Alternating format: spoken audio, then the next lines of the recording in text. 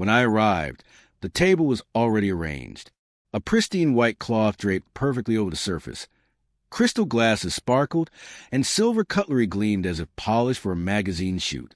All of it was from my parents' so-called family night, which wasn't really about family at all. It was a performance. Relatives we barely exchanged words with during the year had flown in for this display. My father thrived on evenings like this. They were his stage, a moment to play the man everyone assumed he was. I kept my gaze low, helping my mother bring out the serving dishes. Roast beef, garlic roasted potatoes, and untouched bowls of salad. I placed the bread rolls on the table while she leaned close and whispered, "Smile, don't make a scene." Her grin was all teeth, no warmth, the kind you show to neighbors to signal perfection. Dinner began the usual way, with my father spinning tales in which he always emerged as the hero. He gripped his wine glass like a microphone, pausing for effect, sweeping his arm dramatically. Cameras clicked as relatives captured the moment, and my aunt even recorded a short video. Whenever I tried to respond to polite questions, he cut me off. Midway through, my uncle remarked on my quietness. Dad's grin wasn't friendly. "She's always been better seen than heard," he declared. A few chuckles rippled around the table, but he wasn't finished. "Actually," he said, leaning toward me, "let's put you to some use." My fork hovered in midair. His voice carried across the table. "You're not helping the conversation. At least help with the decor." Before I could react, his hand was at the back of my head. A sharp push sent my face crashing into the plate. Mashed potatoes, gravy, the sting of heat searing my skin. Gasps and laughter erupted simultaneously. Slowly, I lifted my head, bits of food clinging to my hair and cheek. Dad leaned back, grinning like he'd just delivered the perfect punchline. "There," he said, pointing at me. "Now she fits the table." Laughter and awkward glances filled the room. No one told him to stop. Mom sipped her wine, pretending not to notice. Some cousins had their phones out, capturing every humiliating detail. I wanted to vanish, but I remained frozen, forcing myself not to cry, because tears would have been the highlight of his night.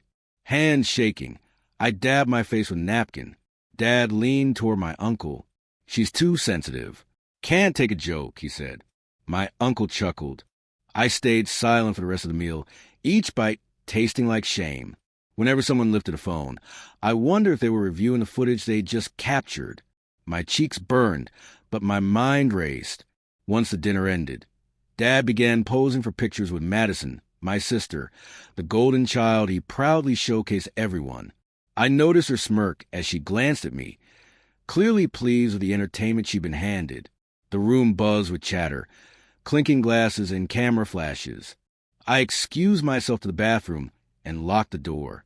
Leaning over the sink, I studied my reflection. Streaks of gravy in my hair, smudged makeup, glassy eyes, but no tears. My chest tightened, not from sadness, but from the urge to do something that would shatter his smug expression for good. Then it clicked. Every relative had a phone. Phones that had recorded his little joke in perfect detail. My father, obsessed with his image, had no clue that this footage could do far more than humiliate. It could dismantle the carefully crafted persona he paraded in front of everyone. When I stepped back into the room, I smiled for the first time that night. Not because I felt okay, but because I knew the cameras he cherished so much would soon be his undoing. From that moment on, I made myself deliberately invisible, and one paid attention to the quiet figure tucked into the corner, especially when the spotlight was glued to my father and Madison. They were busy giving speeches about family values, about loyalty, about how we always stick together. Every time I heard those words, I had to bite the inside of my cheek to keep from laughing. From my vantage point, I could see phones in hand, some still recording, others scrolling through photos from the evening. It was easy to guess which moments had been captured. A few cousins glanced at me, snickering, then quickly turned their screens away when I looked. Good. That meant the footage existed, and all I needed was access. When dessert arrived, I slid into a conversation with my younger cousin, Dylan, 14, glued to his phone, eager to feel grown up. "Hey," I said casually, "can you send me that video from earlier?" You know, from memories, he grinned. You mean the mashed potato thing? That was epic. My jaw tightened, but my voice stayed light. Yeah, that one. Don't forget to send it. By the time the cake was cut, the clip was safely in my messages. Over the next 2 days, I gathered more footage. Aunt Sherry sent a shaky vertical video where you could hear the gas around the table. Cousin Ashley had a crystal clear recording showing Dad's smirk, Mom's wine glass, and the exact moment my face collided with a plate. And Dylan's video caught every word. Make yourself useful as decoration, followed by a chorus of laughter. 3 angles, 3 perfect pieces of the puzzle. But footage alone wasn't enough. My father excelled at twisting events, presenting cruelty as humor. I needed to create a context that no one could dismiss. I began editing, not removing a thing, but weaving the truth into a narrative. Clips of him praising our tight-knit family, speeches about respect, smiling photos of holidays, all building up to that night. Slow motion footage of the push, the laughter, my face rising from the plate, then a freeze frame. I didn't post it online. This wasn't a public spectacle. I wanted him to feel the impact in real time, with no chance to manipulate the story. The opportunity came sooner than expected. A week later, my parents announced a slideshow for extended family and close friends, a recap of that dinner. They wanted everyone to remember the joy we shared. Perfect. They'd use the same rented projector in the same banquet hall, with the same audience hungry for attention. And I already knew exactly where the USB port was. For days, I kept my composure. I helped Madison pick outfits for the event, nodded along to Mom's catering plans, all while the real slideshow, the one I had prepared, sat quietly on a drive in my bag. The night of the presentation, the hall buzzed with chatter and the scent of overpriced appetizers. Dad worked the room, voice booming, patting old friends on the back. Madison posed for selfies with anyone willing. I lingered in the background until they were distracted, then made my way to the projector table. In under 10 seconds, my drive was in, my file queued, the original slideshow quietly swapped. Walking away, my heart pounded in my chest. Not just adrenaline, but the knowledge that soon the very crowd that had laughed would either laugh at him or sit in stunned silence as the mask he'd worn for years shattered. The lights dimmed. A hush fell over the room. The projector flickered on, casting the opening slide. A night to remember. I chose a seat near the back, angled so I could see both the screen and my parents' expressions. Dad, radiant and self-satisfied, took the front seat with Mom beside him, Madison leaning in for the perfect photo. This was their moment, they thought. The slideshow started innocently enough.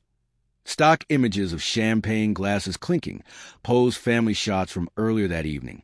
The crowd murmured in recognition, smiling at their familiar faces on screen. Mom whispered something to Dad, and he chuckled, already basking in the approval he expected to receive. Then the first clip began. It opened with my father delivering one of his long-winded speeches about respect and family values. The audio was crisp, every word clear, and in the footage you could see heads nodding politely, relatives smiling as if on cue. Then, almost imperceptibly, the video shifted. Slow motion captured his hand, striking the back of my head, forcing it into the plate. The room seemed to inhale collectively. Gasps traveled across the tables. The audio switched to live sound, his voice booming. Make yourself useful as decoration, followed by that dreadful chorus of laughter. On the screen, my face lifted from the plate. Bits of food stuck to my cheek. A freeze frame, silence. The next shot came from another perspective. My uncle's phone, showing Mom swirling wine in her glass and smirking while I wiped my face. Then Dylan's recording, perfectly focused on Dad's self-satisfied grin. Between clips, I added text in bold white letters. A father's joke, a family's laughter, a daughter's humiliation. A murmur ran through the audience. That's not funny, someone said. Another whispered, is this real? And then came the part one knew would cut the deepest. I had interwoven footage from other occasions, all previously dismissed, revealing a pattern nobody had recognized before. Him shoving me into a pool at a wedding while I was perfectly made up, her telling a cousin. We don't expect much from her. She's not like Madison. him mocking my job in front of neighbors, all juxtaposed with polished holiday cards and curated social media posts of the perfect family. The room shifted. Unease replaced polite smiles. Some guests folded their arms. Expressions hardened. Others glanced around uncertainly, unsure whether to remain seated. Madison had stopped watching the screen altogether. Her eyes locked on me, wide and accusatory, realization dawning. My father froze, leaning forward slightly, as if proximity could undo what he saw. For the final strike, I included a clip I'd recorded that night in the bathroom mirror, gravy still in my hair. I stared directly into the lens and said, "This is what respect looks like in our family." The screen faded to black. Words appeared, "A night to remember, for all the right reasons." Then nothing. The lights came up. No applause. No forced laughter. Just the heavy silence that pressed down like a physical weight. My father's face was pale, jaw tight, the muscle twitching from strain. Mom reached for her wine, hand shaking enough to ripple the liquid inside. Relatives avoided eye contact, murmuring softly among themselves. Aunt Sherry leaned to her husband and whispered. I had no idea, loud enough for half the table to hear. Mr. Harlan, my father's longtime business associate, stood. "I think we've seen enough." "Good evening," he said, walking out without shaking Dad's hand. 3 other couples followed. The buzz of judgmental whispers was deafening. Madison finally snapped, hissing across the table. "You think this makes you look better?" I didn't respond. I rose, gathered my bag, and walked toward the exit. Each step felt like the click of a lock, sealing a door my parents would never reopen. At the doorway, I glanced back once. Dad stood, trying to speak over the noise, insisting it had been all in good fun, taken out of context. But no one was listening. They had seen the full context from multiple angles, in slow motion. That image, his hand shoving my head into the plate, would endure far longer than any carefully rehearsed speech he could give. I stepped into the cool night air and drew a deep breath. Somewhere inside, he still tried to control the story, but it was gone. The cameras he adored had finally told the truth, to the only audience that mattered. Back home, I deleted the files from my phone. I didn't need them. The footage had burned itself into every mind in that room. And I knew, the next time someone mentioned my father's name, it wouldn't be followed by praise. It would be accompanied by the memory of that night, the night his own performance turned against him. For the first time, I didn't feel like the quiet one in the corner. I felt like the one who ended the show.